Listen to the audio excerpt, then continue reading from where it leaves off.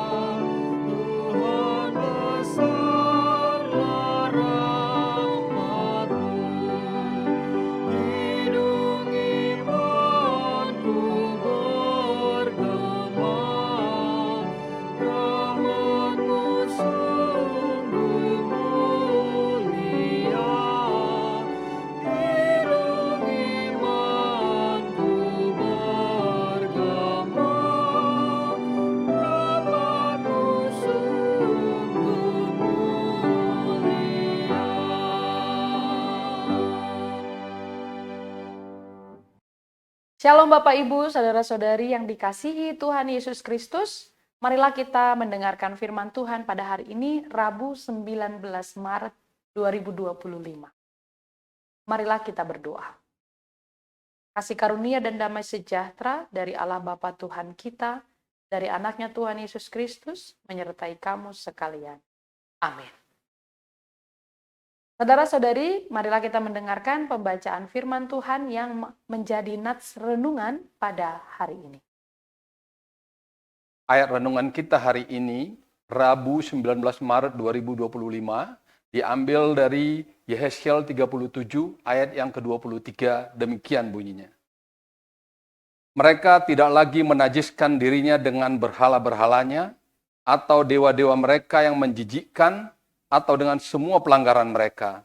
Tetapi aku akan melepaskan mereka dari segala penyelewengan mereka, dengan mana mereka berbuat dosa, dan mentahirkan mereka, sehingga mereka akan menjadi umatku, dan aku akan menjadi Allahnya. Demikian firman Tuhan. Bapak, Ibu, dan saudara-saudari yang dikasihi Tuhan Yesus Kristus, firman Tuhan hari ini adalah bagian dari pemulihan bangsa Israel yang disampaikan Tuhan melalui Yehezkiel. Dikatakan bahwa Tuhan berjanji mereka tidak akan lagi mencemarkan diri dengan dosa-dosa mereka. Apakah dosa-dosa mereka? Yaitu menyembah berhala. Saudara-saudari, apa yang ada dalam pikiran kita ketika kita mendengar kata berhala? Mungkin yang terpikir adalah patung-patung, penyembahan kepada ilah-ilah lain, atau penyembahan kepada hal-hal yang berbau mistik. Tapi tahukah saudara, bahwa berhala di masa kini atau masa modern tidak hanya sejauh berbicara berhala-berhala dalam bentuk yang demikian. Tetapi juga ketika kita mencintai uang, cinta uang lebih dari segalanya, itu juga membuat uang sebagai berhala kita.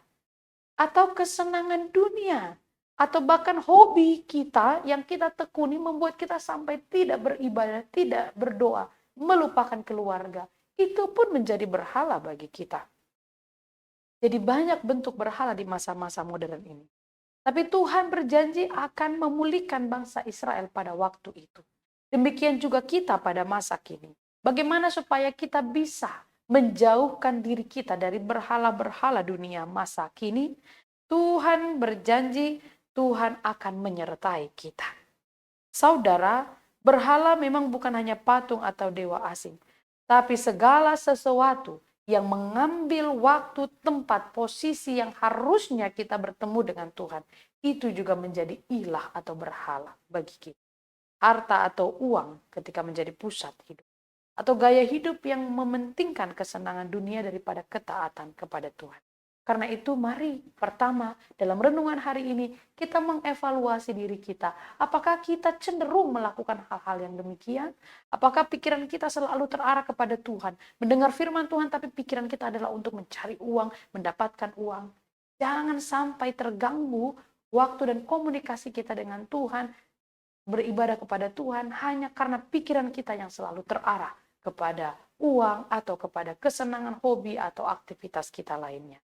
Yang kedua, Tuhan berjanji akan menyelamatkan dan menyucikan, menguduskan, mentahirkan umatnya.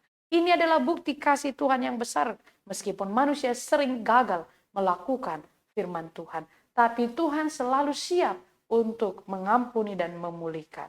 Saudara-saudari, dalam perjanjian baru, janji ini digenapi melalui Yesus Kristus. Dalam 1 Yohanes 1 ayat 9 dikatakan, jika kita mengaku dosa kita, maka ia adalah setia dan adil sehingga ia akan mengampuni segala dosa dan menyucikan kita dari segala kejahatan.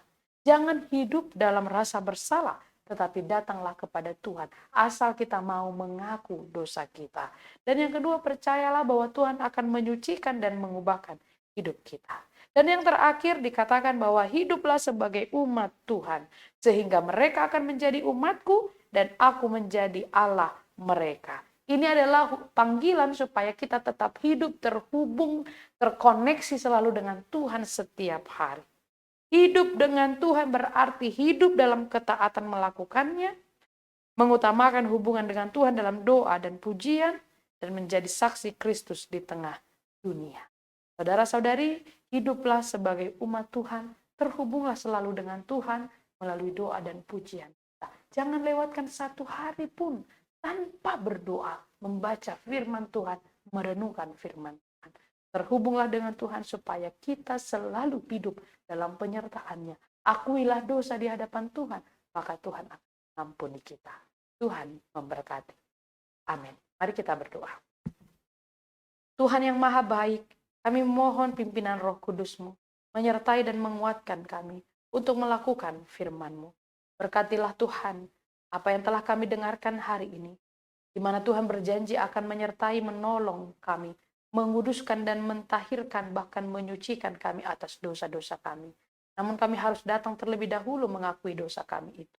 Karena itu tolong kami Tuhan, untuk selalu terbuka di hadapan Tuhan atas dosa, pelanggaran, kesalahan yang kami lakukan, sehingga Tuhan berkenan mengampuni kami. Ya Tuhan Allah yang maha baik, tolonglah kami dalam setiap aktivitas kami, supaya kami tidak menjadikan hobi, keinginan, atau apapun di tengah dunia ini menjadi pusat kami, mengalihkan perhatian dan rasa kasih kami kepada Tuhan. Baikkah itu pekerjaan, hobi, atau uang, atau apapun yang menjauhkan kami dari Tuhan, menjadikan itu berhala bagi kami, ampunilah dosa kami. Terimalah doa kami ini Tuhan, berkatilah seluruh jemaat-Mu yang mendengar firman Tuhan hari ini. Dalam Kristus Yesus kami berdoa dan mengucap syukur kepadamu. Anugerah dari Tuhan kita Yesus Kristus, kasih setia dari Allah Bapa, dan persekutuan dengan Roh Kudus menyertai kamu sekalian. Amin. Selamat beraktivitas, Tuhan Yesus memberkati.